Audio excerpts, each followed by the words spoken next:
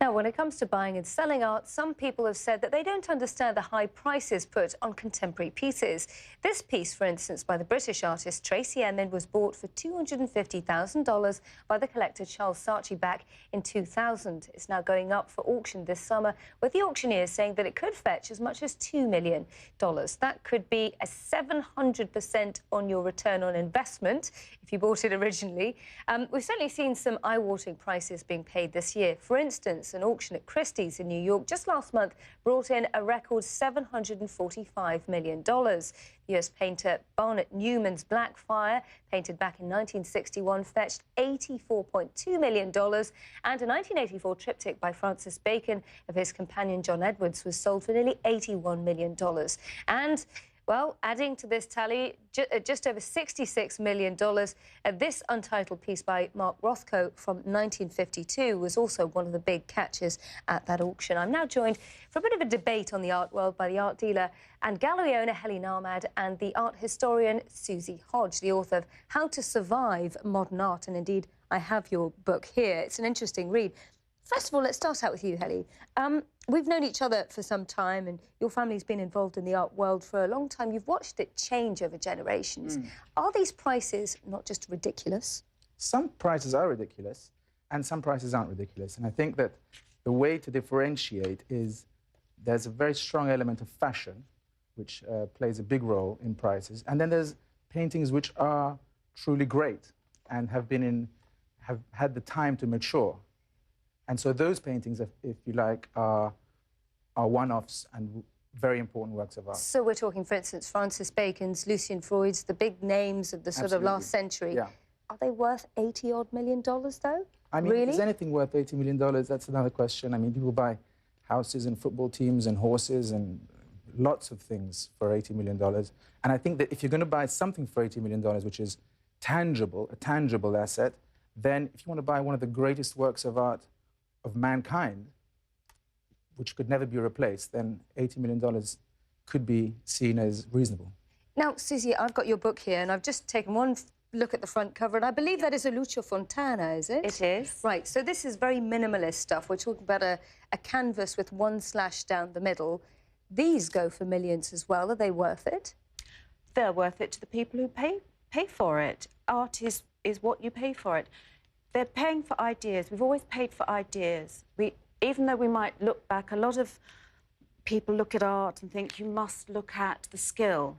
We were talking about this. The skill comes from artisans. A craftsperson is skillful.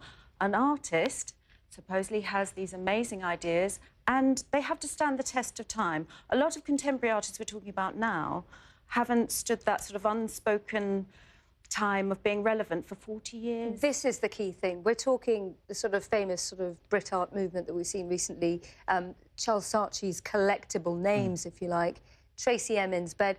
These are sort of mundane objects. Helly, really, will they stand the test of time when those artists have passed on? Will their legacy just be viewed as ordinary? I think it's very hard to tell today. I think that those two examples may well stand the test of time, but there's a lot of artists who are extremely fashionable already, and it's very hard to tell how the collectors of the future, our children, the art curators of the future, and most importantly, artists of the future, will they see them as relevant, or will they see them as dated and irrelevant? And that takes time. And in the past, people had that time. They didn't want to spend millions on living artists, young artists. Today, people want to jumpstart that process and pay millions for artists that are in their 20s. What is the most expensive piece that you've sold? Is there something that really would capture our attention here? I think that the artists that we've sold, like Picasso, for example, are, you know, they're fetching... The top paintings by Picasso could fetch over $100 million today. And you're selling those often? No. Who buys them? I mean, who buys them today? Well, the thing about the modern art market today is it's so global. And you've even got sovereign wealth funds. You've got people from countries that never had art exhibitions before. And you've got a growing population of people who can afford to buy great art. And also you've got art as an international global language, which is something which is new. Susie, do you buy that argument that art is an international global language, or is it a status symbol for new money? It is a status symbol. Art is prestige. Look, you can't really measure the value of art in the same way you can measure stocks and shares and property, for example. It's always going to have a psychological basis. Sometimes it's for prestige, sometimes it's for I've spotted the newcomer, I've spotted the person who's going to last. I do buy that it is, it's worth what he says it's worth. If a man comes in and says, I will pay 80 million for that, and somebody else wants it for the same price, it's going to last. I don't think art can be empirically valued. It has no measurable or quantifiable value in that way. It has no properties like that it can be valued in that way. So it's quite difficult to measure the tangibles, which is interesting because if we pit it against other investment possibilities, that really is the key. Ladies and gentlemen, Helly Nahmad and also Susie Hodge, thanks so much for coming on The Business View on CNN Today.